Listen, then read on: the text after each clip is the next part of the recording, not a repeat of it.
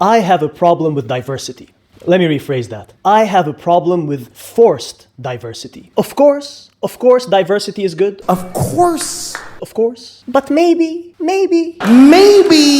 we shouldn't force it down people's throats. Bear with me, I promise it will make sense at the end. Here are some of the problems I have with diversity programs. Most of the time, diversity programs focus on obvious, visible categories rather than meaningful dimensions. And they typically brag about having diversity when it comes to race and gender and orientation. My writer's room look like a mini United Nations. More than 50% women and people are all races. Consider these two groups. Group A is composed of a white, black, Mexican, Chinese, Indian, Arab business majors. Group B is composed of an engineer, a lawyer, a marketer, a psychologist, an artist, and an entrepreneur, who all happen to be of the same race. I would argue that Group B is actually way more diverse than Group A. Surely Group A has diversity when it comes to race, but it's more like a bag of Skittles. It has a lot of different colors, but it's basically the same candy. They all have the same training. They're all business majors. Or take college professors. In the United States, the majority of professors are liberal. Depending on the department, the ratio of liberal professors to conservative professors could be as high as 9-1. I've even seen 11-1. Yet, they brag about the diversity of their faculty. We have white and black and Hispanic and Asian professors, and 50% of our professors are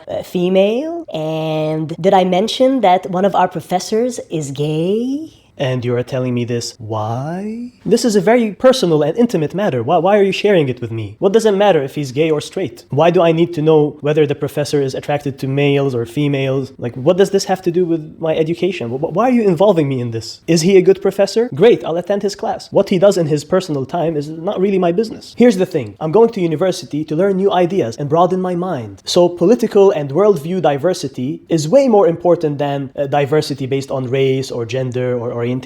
I'm not saying that conservative professors are better than liberal professors or vice versa. It's just that I want to be exposed to both. They typically have differing and sometimes even diametrically opposed views. And this would really enrich the students' experience and broaden their horizons and expose them to different ideas and sharpen their critical thinking skills and make them more tolerant to different ideas. And this is especially true when it comes to social sciences and humanities. So the next time your university tells you that they have a diverse faculty, ask them what percentage are conservative and then share my video with them and ask them to subscribe. Also, why do we refer to people by their race? Like, we have a black professor. This is a complex, nuanced, multifaceted individual. Why are we reducing him to black? What the hell? Hey, you got the black candidate. Yeah, we need more blacks. I have noticed that most of the guests are mostly white males of 22 episodes that you've had. Yeah, let's get into that. No, but you... Take a look over here, Peter. What do you see? A lot of whiteys. What's going on here? Forced diversity is a game you cannot win. Consider this.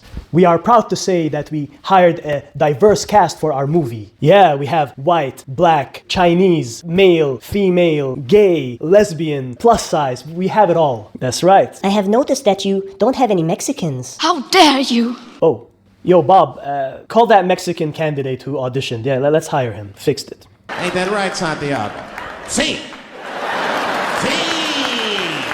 Why aren't there any Arabs? How you dare, brother? Yo, Bob, let's cast an Arab. Arab or Arab? I thought it was Arab. Arab. Let's cast an Arab. Thank you for bringing that to my attention. Diversity is very important. And what about Asians? But we do have Asian representation. I told you, we cast that Chinese guy. Look at him. You notice anything different about him? Look at his face. That's pretty racist. Look at his eyes. His name's Yang. He doesn't even speak English. Oh, so by having a Chinese guy, you think that you are representing Asians? Seriously? What about people from Japan, and Korea, and Vietnam, and Thailand, and the Philippines? Shuhada, why you don't cast that one? I see what's happening. You think all Asians are the same, don't you? Oh, y'all look alike! To you, all Asians are basically Chinese, aren't they? Yes, you do look Chinese. That's why I said it. To the untrained eye, you all look Chinese to me. Yo, Bob, let's cast some more Asians, more different kinds of Asians. I don't see any Muslims in your project. Yo, Bob, that Arab you're casting, make sure it's a Muslim. Yeah, like an Arab Muslim. Yeah, we get 2 for the price of 1. You know what I'm saying? Yeah. I'm sorry, ma'am. But seriously, get me a proper, authentic Muslim. As-salamu lama, alaikum salam. What in the Jummah Mubarak is going on here? Okay, so we're cool now? No disabled people? Yo, Bob, get me a guy in a wheelchair. Oh my god, I can't believe I just heard that.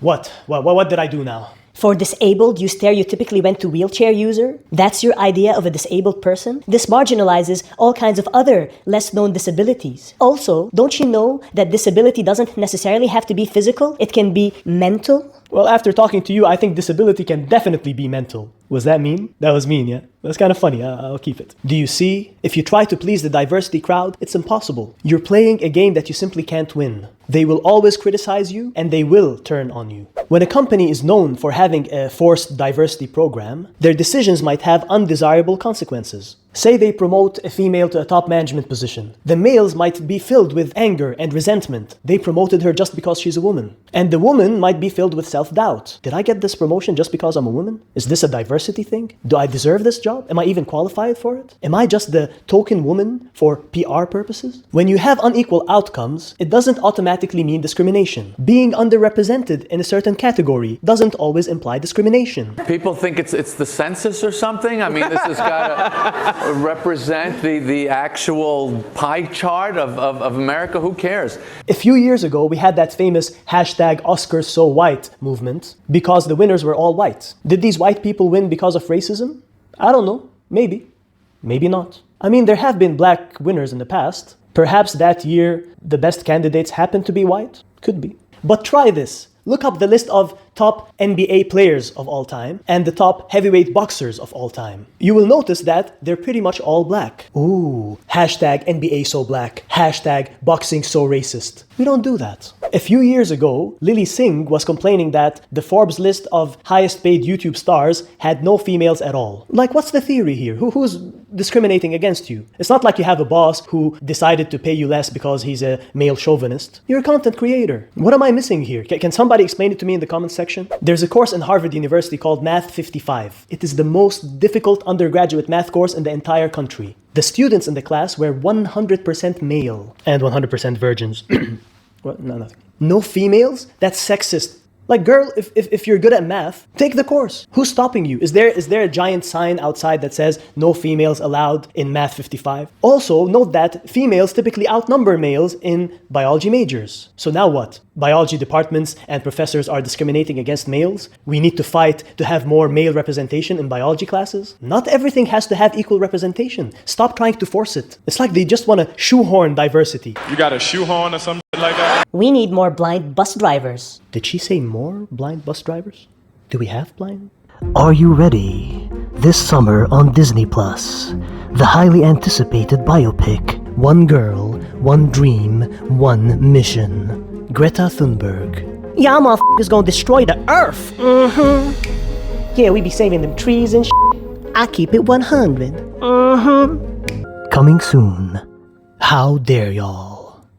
We need to hire a black accountant. Do you though? No, you need to hire a good accountant. If the best candidate happens to be black, hire him. If you don't, just because he's black, that's racism. And if the most qualified candidate happens to be white, and you reject him just because you want to hire a black person, that's reverse racism. You are literally turning him down based on his skin color. And that is my biggest problem with forced diversity programs. They claim to fight discrimination when in fact they are perpetuating it. My recommendation for diversity is to follow two simple rules. Rule number 1, do not discriminate. Rule number 2, hire the best person based on the merits. That's it. Bas. If you do that, eventually you will have natural, organic, and meaningful diversity. I've personally worked at a super diverse workplace, but we didn't have any diversity programs. We simply selected the best candidate whenever we had a vacancy, and we did not discriminate against anyone. Do you agree with the ideas that were presented in this video? Do you disagree? Leave a comment below. And if you don't, you are racist against women. What? And by the way, are you still not subscribed? How dare you? One girl, one dream, one mission. One annoying neighbor. Yeah, we be saving them trees and I keep it 100.